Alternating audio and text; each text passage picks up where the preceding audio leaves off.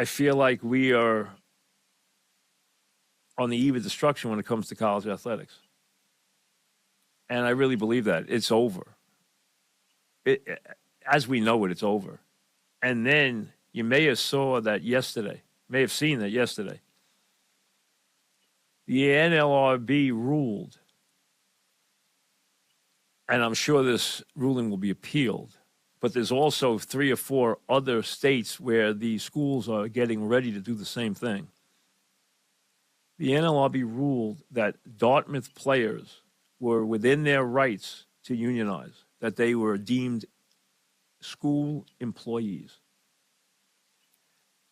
If you listened to me years ago, I told you this was going to be the thing that ended everything.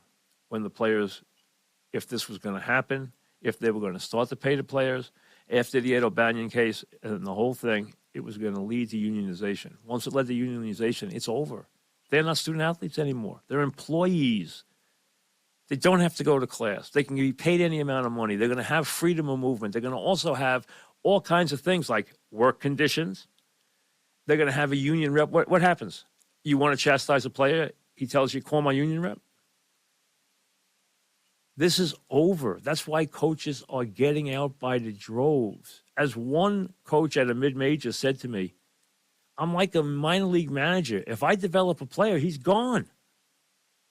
If I have a freshman, I develop into a good player, he's gone. He's getting bought to a new team next year. He's gone. I can't keep him for 3 more years and develop him. I can't have a run with a nucleus.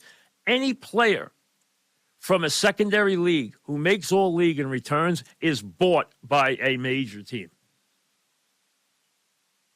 This is over as we know it, and now we're staring at unionization of the players.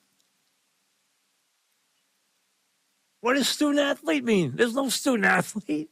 They're pros. They're employees. And they can unionize. That means OSHA. That means pensions. That means union reps. It's all over, folks.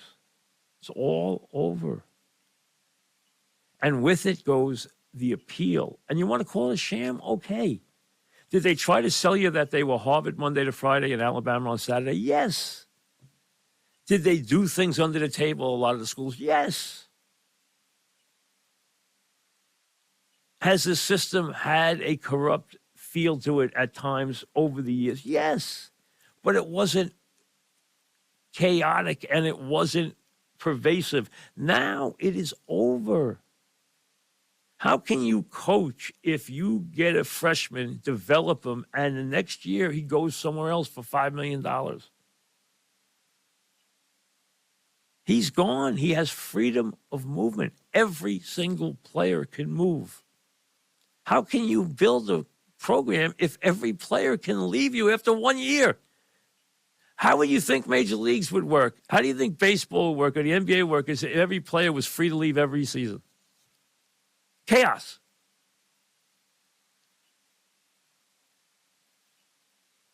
Chaos. And that's what you have now. Chaos. Plus, hey, why doesn't Harvard just, in the next couple of years, take a chunk of that endowment that they have, which is so much bigger than any other school in the country, and decide, you know what? We're going to build the best basketball program in America and win the NCAA championship. Could they do it? Absolutely. They start paying it $5 million a year, for a starter, and on down. Plus, you get to say you went to Harvard. You don't have to go to class. You just say you went to Harvard. You don't have to go to class anymore. Why would you have to go to class? You're an employee. You're not a student. You can just wear a Harvard uniform and say you went to Harvard. This is over, folks. It's over. As we know it, it is over. And with it, what's over is this playoff they just put together in college football.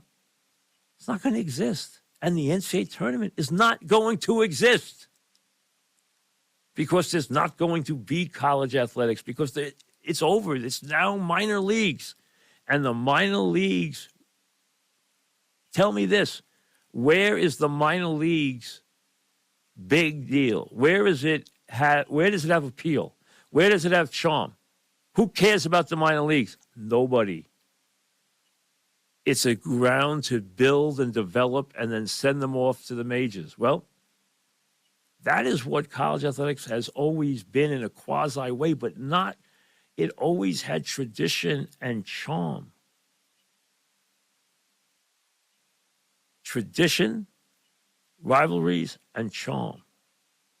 Now it has Zippo.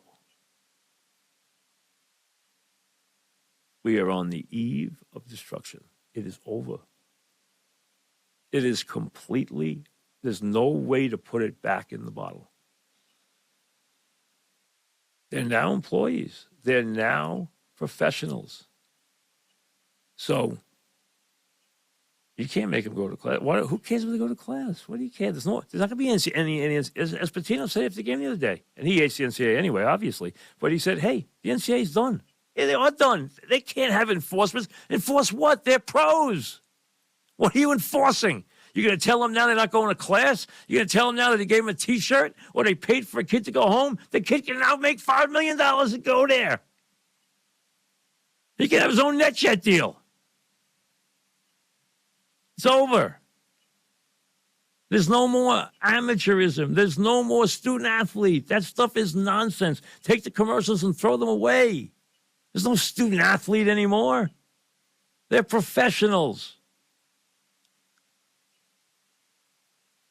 And it's complete chaos. They don't even know what to do now. No one even knows what the rules are.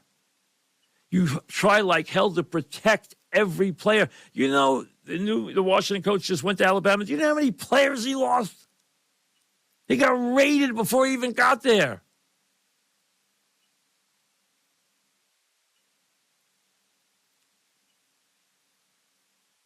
Deion Sanders said, you know what, I'm going to go out and pluck players from every school. Give me money. Give me a bundle of money. Hey, this is what Bear Bryant said when he went to Texas A&M. Throw the money in the jar, guys, and I'll give you a good team. That's what they did. Yes, that's what they did then. That's how he built a good team. He didn't stay there very long, but that's how he built a good team. And he worked them to death. But he said, ante up.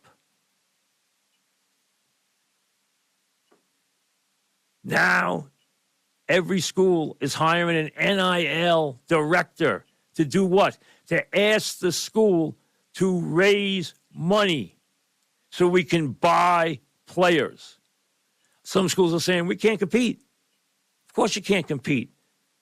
But think about it. Everyone's saying, I can't compete with football with the SEC teams. Hey, think about this. None of you can compete with Harvard.